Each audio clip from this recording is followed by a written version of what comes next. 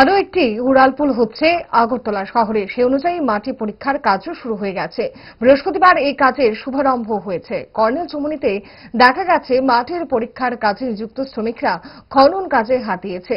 দুদিন আগে মুখ্যমন্ত্রী ডক্টর মানিক সাহা বিধানসভা অধিবেশনে বিষয়টি জানিয়েছিলেন। আগরতলা শহরে যানবাহনের সংখ্যা যে হারে বেড়েছে সেই তুলনায় রাস্তার পরিসর ছোট পড়ে গেছে। ট্রাফিক কর্মীরাও বেসামাল হয়ে পড়েছে। কোনোভাবেই সামলানো যাচ্ছে না। ছোট বড় দুর্ঘটনা প্রতিনিয়তই লেগে থাকে।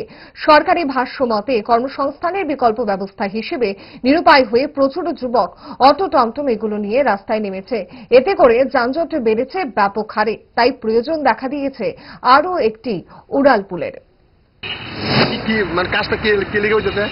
এটা উড়ালপুলের জন্য, মানে এটা সয়েল টেস্টিং হচ্ছে। মানে কিটা করবো এটা? এখন এটা সয়েল টেস্টিং। হ্যাঁ হ্যাঁ, তারপরে এখন দুটো স্পটে নেওয়া হবে। একটা হচ্ছে ওই দৈনিক সংবাদ, হ্যাঁ, আর একটা হচ্ছে এখানে। মানে কি কাজ কি শেষ হচ্ছে না? না, এখনো শেষ হয় নাই, এখনো চলতেছে। মানে মাটির মানে গর্তর কাজ শেষ হয়ে গেছে? না, এখনো হয় নাই, মানে এখনো চলতেছে আর কি। হ্যাঁ, তো আজকের মধ্যে কমপ্লিট হবে। এটা হইব আর একটা ওইটা আবার নেক্সট ওইখান থেকে ওইখানে। জুড়ে থাকে বাঁধন আপনার চেয়েও আপন,